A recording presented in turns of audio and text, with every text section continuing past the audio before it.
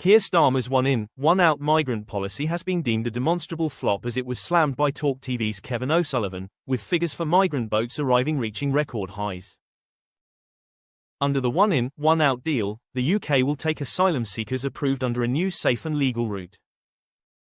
And France will take back failed asylum seekers. Numbers crossing since Keir Starmer took the helm of Britain back in July 5 last year has now passed the shocking 50,000 milestone. And the whole point of one-in, one-out is it's supposed to be a deterrent.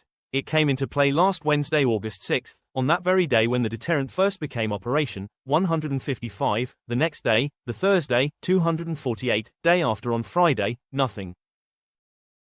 Then Saturday, 435, Sunday, 281, yesterday, Monday, August 11th, a bumper 474, he said, reeling off the latest available figures on his show.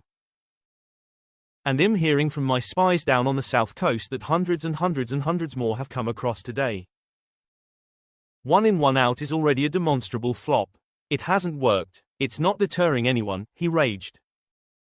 O'Sullivan's guest, Robert Bates, from the Centre for Migration Control agreed with this, equally criticising the initiative. I think many people are looking at the proposition of one-in, one-out and thinking, actually, I don't want any in, and I want one out.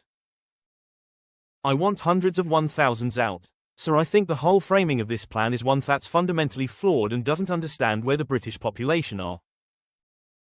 And of course, when we actually look at the logistics and the technicalities of this plan, best case scenario, we will see 800 illegal migrants return to France. In return, of course, we get 800 back, and they're then a long-term cost that we have to deal with.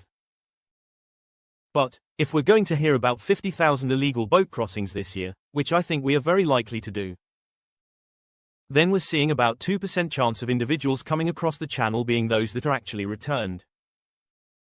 This is a complete farce, he said.